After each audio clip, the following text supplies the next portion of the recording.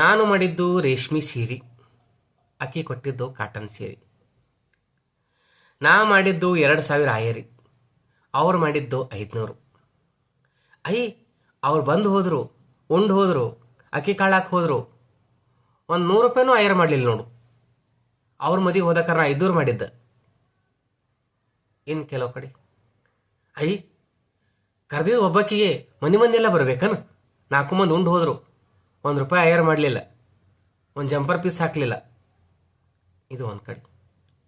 ಇನ್ನು ಕೆಲವು ಕಡೆ ಅಟ್ ಮಹಾ ಸಾವುಕಾರರ ಮಾಡ್ರೈತು ಮಾಡಿರ್ಬೇಕು. 2,000 ಮಾಡ್ರೆ ಭಾಳ ಅವ್ರಿಗೆ. ಸಾವುಕಾರ್ಯರ ಸುಟ್ಟು ಸುಡ್ಲಾರ್ದಟ್ಟು ಆಸ್ತಿ ಅದ.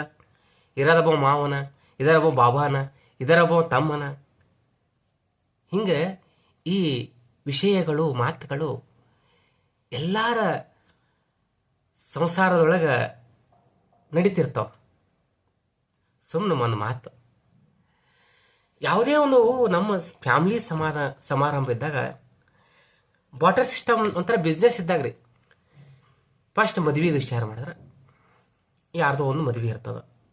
ಅಣ್ಣನ ಮಗಂದು, ತಮ್ಮನ ಮಗಂದು, ಅಥವಾ ಕಾಕನ ಮಗಂದು, ಬೀಗರ್ದು, ಯಾರ್ದೋ ಒಂದು ಕಡೆ ನಿಮ್ಮ ಕಡೆ ಮದುವೆ ಇರ್ತದೆ. ಅವಾಗ ಏನು ಮಾಡಿರ್ತೀರಿ, ಭಾಳ ಆತ್ಮೀಯರು ಇದ್ರೆ ತುಂಬ್ದಾಯರ್ ಅಂತ ಹೋಯ್ತಾರೆ ನಮ್ಮ ಕಡೆ. ತುಂಬ್ದಾಯರ್ ಅಂದ್ರೆ ಪ್ಯಾಂಟ್ ಶರ್ಟ್, ಒಂದು ಟೋಪಿ, ಒಂದು ಟಾವೆಲ, ಒಂದು ಸೀರೆ, ಅದು ತುಂಬ್ದಾಯರ್. ಸಣ್ಣದಾಕ ನಮ್ಗೆ ಅನಿಸ್ತು ತುಂಬ್ದಾಯರ್ ಅಂದ್ರೆ ಮೈ ತುಂಬ ಬಟ್ಟೆ ಹಾಕ್ತಾರೆ ಅಂತ ಅನಿಸ್ತಿತ್ತು. ತುಂಬ್ದಾಯರ್ ಅಂದ್ರೆ ಫುಲ್ ಒಂದು ಸೆಟ್ ರೆಡಿ ಮಾಡಿಲ್ಲ, ಒಂದು ಲಿಪ್ ಕಟ್ ಪೀಸ್ ಇರ್ತದೆ, ಪ್ಯಾಂಟ್ ಪೀಸ್, ಶರ್ಟ್ ಪೀಸ್, ಟಾವೆಲ, ಟೋಪಿ, ಸೀರೆ, ಬ್ಲೌಸ್ ಇರ್ತವೆ. ಸೊ ಈ ತುಂಬ್ದಾಯರ ಮಾಡ್ತಿರ್ತಾರೆ ಭಾಳ ಕ್ಲೋಸ್. ಭಾಳ ದೂರ ಇದ್ರಂದ್ರೆ ಒಂದು ಸೀರೆ ಕೊಟ್ಬಿಡ್ತಾರೆ, ಅದಕ್ಕೆ ಒಂದು ಸಣ್ಣ ಟಾವೆಲ, ಟೋಪಿ. ಅದು ಟಾವೆಲ್ ಬಿ ಅದಕ್ಕೆ ಬರೋಂಗಿಲ್ಲ, ಕೈ ಒರೆಸ್ಕೊಳಕ್ಕೆ ಬರಲ್ಲ, ನಾಮಕೆ ವಸ್ತು ಇಟ್ಟಿರ್ತಾರೆ. ಅದೇ ಭೀ ಇರಲಿಲ್ಲ ಅಂದ್ರೆ ಒಂದು 51 ರೂಪಾಯಿ, 100 ರೂಪಾಯಿ ಒಂದಿಷ್ಟು ಆಯರ್ ಬರೆಸ್ತಾರೆ.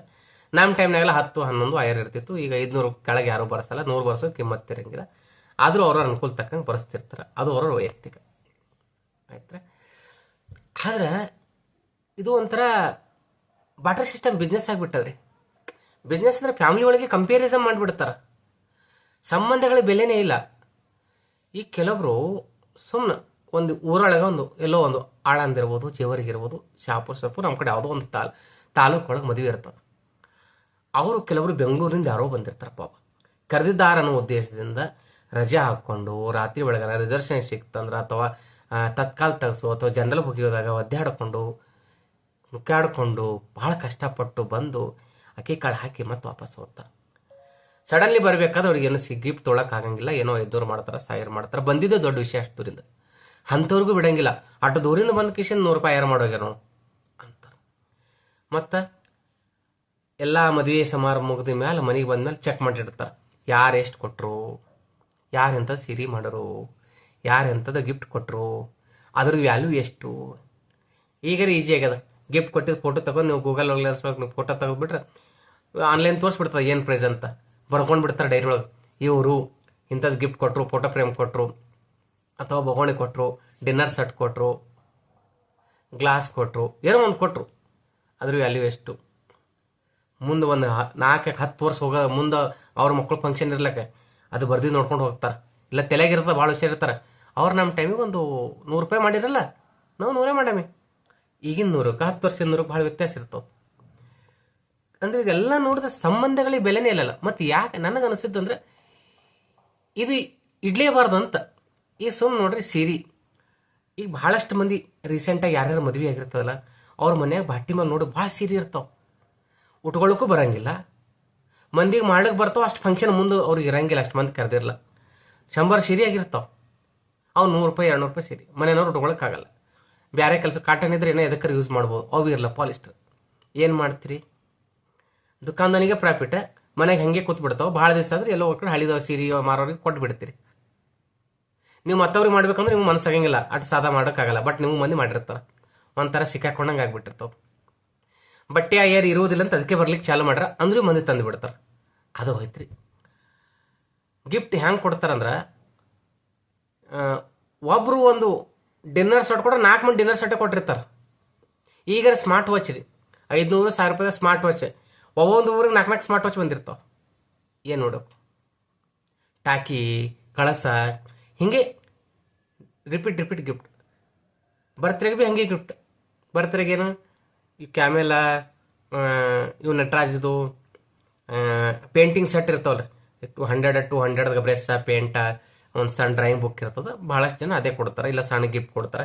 ನಮ್ಮ ಕಡೆ ಏನಿರ್ತೈತೆ ರೀ, 4 ರೂಪಾಯಿ ಪಾರ್ಲೆ ಬಿಸ್ಕಿಟ್, ಭಾಳ ಕ್ಲೋಸ್ ಇದ್ರೆ 2 ಪಾರ್ಲೆ ಬಿಸ್ಕಿಟ್ ಅಷ್ಟೇ.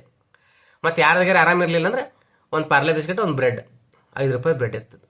ಬರ್ತ್ಡೇ ಕಾನ್ಸೆಪ್ಟ್ ಅಂದರೆ ಪಾರ್ಲೆ ಬಿಸ್ಕಿಟ್ ಒಯ್ಯೋದು, ಇಲ್ಲಾಂದ್ರೆ 5 ರೂಪಾಯಿ ರೊಕ್ಕ ಕೊಟ್ಟು ಬರೋದಿರ್ತೈತೆ. ಈಗ ಹಂಗಿಲ್ಲ. ಈಗ ಮತ್ತೆಲ್ಲ ಸಮಾರಂಭಗಳಿಗೆ ನಾವು ಸಿರಿ ಮಾಡಿ ಏನೇ ಮಾಡಲಿ ಅವ್ರು ರಿಟರ್ನ್ ಗಿಫ್ಟ್ ಕೊಡ್ಬೇಕು ರೀ. ಕೊಡ್ಲಿಲ್ಲ ಅಂತ ಸೆಡ್ಕೋತಾರ. ಇಷ್ಟೆಲ್ಲ ಮಾಡಿ ರಿಟರ್ನ್ ಗಿಫ್ಟ್ ಕೊಡ್ಲಿಲ್ಲಲ್ಲ. ಮೊದಲು ಏನಿತ್ತು ಹೇಳ್ರಿ, ರಿಟರ್ನ್ ಗಿಫ್ಟ್ ಏನಾರು ಇತ್ತು? ಏನಿಲ್ಲ. ಅಂದ್ರೆ ಪ್ರೀತಿಲಿಂದ ಬಂದು ಅಕ್ಷತೆ ಹಾಕಿ ಅಥವಾ ಎಂಗೇಜ್ಮೆಂಟ್ ಇರಲಿ, ಕುಪ್ಸ ಇರಲಿ, ಕಿಣ್ಣಿ ಇರಲಿ, ಯಾವುದೋ ಬಂದು ಕಣ್ಣಾರೆ ಸಂಭ್ರಮ ಮಾಡಿ ಚಲೋ ಇತ್ತು, ಅವ್ರ ಜೀವನದ ಫಂಕ್ಷನ್ ಚೆನ್ನಾಗಿತ್ತು, ಊಟ ಸರಿಯಾಗಿ ಮಾಡ್ರು, ಒಳ್ಳೇದಾಗ್ಲಿ ಅಂತ ಅನ್ನೋದೇ ಕಡಿಮೆ. ಏನು ವಿಚಾರ ರೀ? ಅವ್ರು ಎಟ್ರು ಸಿರಿ ಮಾಡ್ರು, ನಾವು ಎಟ್ರು ಸಿರಿ ಮಾಡು. ಅವ್ರು ಏನು ಅಯ್ಯಾರ ಮಾಡ್ರು, ನಾವೇನು ಅಯ್ಯಾರ ಮಾಡ್ರು. ಮತ್ತು ಫಂಕ್ಷನ್ ಇಟ್ಕೊಂಡ್ರೆ ಸುಮ್ಮಿರಲ್ಲ, ಆ ಕಡೆ ಹುಡುಗನ ಕಡೆ ಹುಡುಗಿ ಕಡೆದು ಒಬ್ರಿಗೆ ನಿನ್ಸಿರ್ತಾರೆ ರೀ ಬರ್ಕೊಳಕ್ಕೆ. ಯಾಕಂದ್ರೆ ಯಾರು ಎಷ್ಟು ಕೊಟ್ಟಾರ ಅಂತ ಅವ್ರಿಗೆ ತಿಳ್ಕೊಬೇಕಾಗಿಲ್ಲ, ನಾವು ಅವ್ರಿಗೆ ಎಷ್ಟು ಮಾಡ್ಬೇಕು ಮುಂದೆ ಅಂತ ಬರ್ಕೊತಿರ್ತಾರೆ. ನನ್ನ ವಿಚಾರಪ್ಪ, ಇದೆಲ್ಲ ತೆಗಿಲೇಬೇಕು. ಅವ್ರ ಪಾಡಿಗೆ ಅವ್ರ ಫಂಕ್ಷನ್ ಇಟ್ಟಾರ, ಹೋಗ್ಬೇಕು, ಊಟ ಮಾಡಬೇಕು, ಬರಬೇಕು. ನೀವು ಆಯಾರ ಮಾಡ್ಲಿನೇ ಆರ್ಲಿ ಮಾಡಿ ಅವ್ರ ಪಾಡಿಗೆ ಅವ್ರ ಖರ್ಚು ಆಗೇ ಆಗಿರ್ತದೆ. ಅದೇನು ಅವ್ರು ಕನ್ಸಿಡರ್ ಮಾಡಿರಲ್ಲ. ನಿಮ್ಮ ಮನೆಯಾಗ ಫಂಕ್ಷನ್ ಇದ್ರೆ ಅವ್ರಿಗೆ ಕರೀರಿ, ಅವ್ರು ಊಟ ಮಾಡ್ತಾರೆ, ಅಕ್ಕಿ ಕಾಳು ಹಾಕ್ತಾರೆ, ಹೋಗ್ತಾರೆ. ಈ ಕೊಡ್ತೊಳಗೆ ಎದಕ್ಕೆ ಬೇಕು? ಉಪಯೋಗ ಇರಂಗಿಲ್ಲ. ಕೆಲವ್ರಿಗೆ ಶಾಲು ಸನ್ಮಾನ ಮಾಡ್ತಿರ್ತಾರೆ, ಕೆಲವರು ಟೋಪಿ ಟಾವೆಲ್ ಮಾಡ್ತಿರ್ತಾರೆ, ಕೆಲವರು ಸೀರೆ ಮಾಡ್ತಿರ್ತಾರೆ. ಇವು ಯಾವ ಉಪಯೋಗಕ್ಕೆ ಬರಲ್ಲ ಅಂಥವು ಮಾಡ್ತಿರ್ತಾರೆ. ಇವೆಲ್ಲ ದುಕಾನ್ದವನಿಗೆ ಪ್ರಾಫಿಟ್. ಏನಂತೀರಿ? ಇವೆಲ್ಲ ಬಾಡಿಗೆ ಕೊಡ್ಬೇಕು ಅನ್ನಿಸ್ತದೆ. ನಾ ತೊಗೊಂಡಾಗ ಮಾಡ್ತೀನಿ, ವಾಪಸ್ ಕೊಟ್ಟಾಗ ಮಾಡ್ರೆ ಅನ್ನೋದು ಚಂದ ಅನ್ನಿಸ್ತದೆ. ಏನಂತೀರಿ ಸರ್? ನಾನು ವಿಚಾರ, ನಿಮ್ಮ ಅಭಿಪ್ರಾಯ ಏನು? ಕಮೆಂಟ್ ಬಾಕ್ಸ್ನ ತಿಳಿಸ್ರಿ. ಹಿಂಗೆ ಏನು ಅನಿಸಿದ್ದು ವಿಚಾರ ಮಾತಾಡೋದಷ್ಟೇ. ಅದೇ ನಮ್ದು ವಿಚಾರ. ನಿಮಗೇನು ಅನಿಸ್ತು ತಿಳಿಸ್ರಿ. ಮತ್ತು ಯಾವ ವಿಷಯ ಬಗ್ಗೆ ಮುಂದೆ ಮಾತಾಡ್ಬೇಕಂತದು ಕೂಡ ಹೇಳ್ರಿ. ಮತ್ತು ಮುಂದಿನ ವಿಷಯದಾಗ ನಾವು ಮಾತಾಡೋಣ. ನಮಸ್ಕಾರ.